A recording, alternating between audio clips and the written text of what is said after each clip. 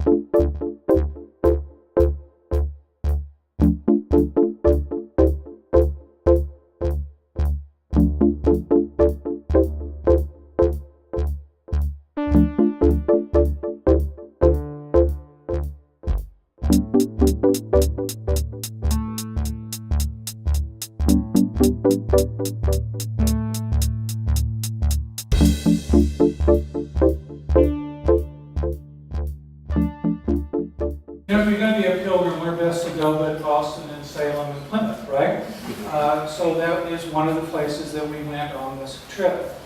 Salem, we got a nice little campground in Salem, right on the Massachusetts Bay in October. And it was a beautiful little spot, small little park there. And we hung out in Salem. You know Salem, it's Nathaniel Hawthorne and the House of Seven Gables. It's Arthur Miller and the Crucible. It's Gallows Hill, where a small number of very upright and maybe uptight citizens decided that what they needed to do for the good of the community was murder 20 of their fellow citizens. So we have that there. So it is, you're in Salem and it's got a little weird vibe, right? And we were there kind of coming on in October, coming in on Halloween. So it was a real weird vibe, right? And the way they handled it there, you know, because you have this history of murdering your fellow citizens, how they handle it is through kitsch and irony, right? Where else are you going to find a statue of Elizabeth Montgomery, who was, for all you young folks who don't watch, you know, TV Land, Samantha, she was that's Samantha of the hit 60s sitcom Bewitched. So one of the days that we were in Salem, what we wanted to do was to travel to Boston and to see my nephew and his wife and their 5-year-old daughter. So we thought it would be great for our boys to have a new adventure and to do some train travel. They never, you know, they don't get much train travel in Boston, especially now, since we haven't passed bond issues. And so we did, you know, kind of the commuter rail there. We went from. The idea was to go to meet my nephew and his family at Cheers, right down at Faneuil Hall. Now this isn't the original Cheers, but the truth is, because there's not the original Cheers. There's there's the one in Faneuil Hall, and then there's the one that it's a copy of. That was a copy of the one that's in the TV show, and all this is then located in a fake mall now that is pretending to be what it was once, a 17th century marketplace, right? So you got all these layers of fakery going on. And when you read the brochure for Cheers in Faneuil Hall, what you find is that they call it an authentic replica. Which we English teachers love language like that. We encourage it every day in our classes. So we hopped on the train, we went in, and the idea was we were going to get off at the North Station and go on and do kind of the Freedom Trail and see all the places in Boston that we wanted, that were really cool to see. So we got out and we walked by the Boston Bruins Stadium. We stopped by Cotton Mather's grave, who was one of the great Puritans. There at Copp's Hill Cemetery. We made our way down to the old North Church. We listened, you know, we watched for 1 by land, 2 by sea.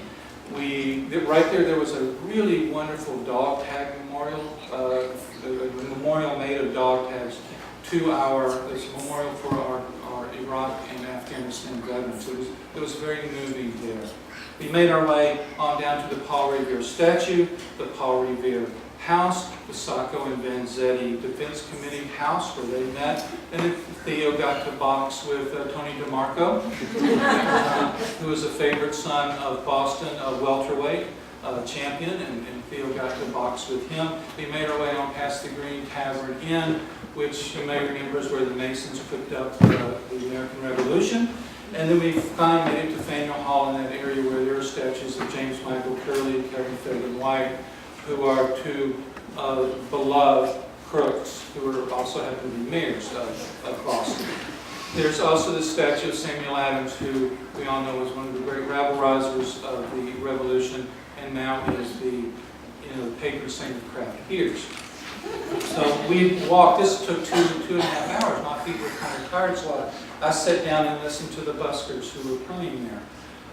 Jacob, who was 6'5" again, I like to remind people, I'm very proud because obviously it came from me. and so he made his way over and found some bronze shoes of Larry Bird's and compared his shoe size with Larry Bird. Larry Bird won. As you know, his were bigger. Theodore Tom Brown owned Samuel Adams. I kind of fended off a drunk who was in a Boston Red Sox uniform, jersey. It was during the World Series, the Red Sox and the Cardinals, if I'm remembering correctly. And so we kind of had to scoot him away and keep him away from the kids. And then Theo then wandered over to lie around on the statue of James Michael Curley. Actually, they have two statues of James Michael Curley. He was mayor of so long there. So I kind of followed along. It was getting to be dusk. It was that beautiful gloaming time, right, the poets like to say.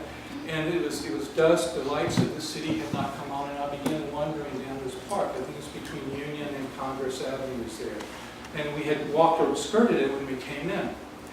So I'm walking along, and I've had a lot of history this day. So I'm not reading any plaques. I'm not reading any memorials or anything that's out there for us to read. Any markers or anything. So I'm walking along, and there are some of these glass towers in front of us. Glass, steel and glass towers. They look sort of like Tetris. Did you ever play Tetris in those little rectangle things? And if you dig in and turned right, you really screwed up the game. And so they look like those kind of stuck on in. Or I kind of thought maybe it was a bus station or a train station or something like that. So I was just kind of wondering. I wasn't reading the plaques. I wasn't looking at the markers or anything like that. I was just I'll go look at these glass structures. So I'll wander up. I wander in one, and I noticed that they're smoky. The glass in them is kind of opaque. They look sort of like if you have a shower and there's steam on the inside of the shower, right? And so it's opaque, and you can still see through them, but it's still kind of foggy, smoky. I walk into the next one, the same thing. And then I look a little closer, and there are numbers all along them, right? There are numbers all along and there are rows and rows of numbers, 6 stories high. They're in kind of columns. There's little gaps between these rows and columns. And so it's just numbers and numbers, and it's on all 4 sides. And it's 6 stories high, and we're in the first one, and in the second one. I look, and I can tell they're in the next ones. It's just numbers and numbers, and there must be hundreds of thousands of numbers, 1 million numbers, maybe 2 million numbers there. And it's like, what is this? What is this place? I hadn't been reading anything. I just kind of stumbled into it. I was just kind of following, not paying any attention, not making any plan, just kind of following where we're walking and the history took me. And I walk into the next one, and I find notice that there's quotations on the insides of the walls. And I start to read the quotations.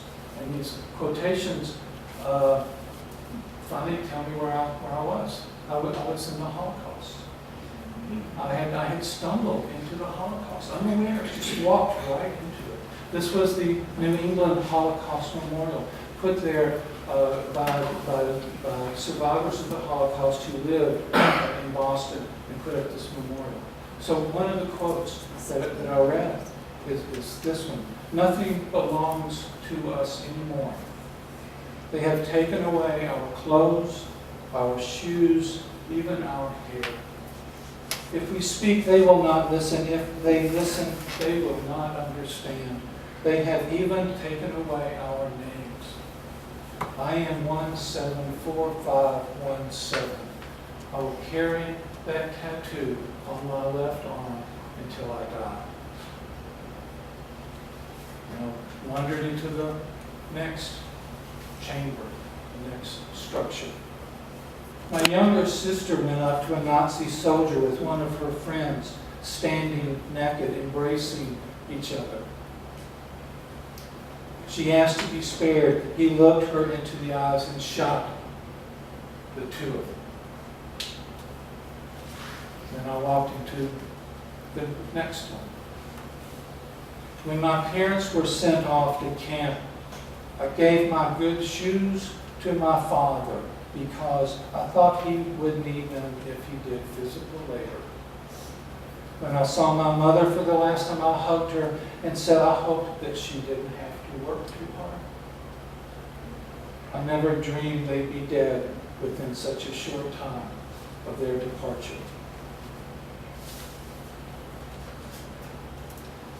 The sunset, the lights of the city began to come on, and I walked back, and my nephew and his wife and his 5-year-old daughter arrived, and we went off to have dinner at Cheers, or at least the authentic replica. What do you think of the scene?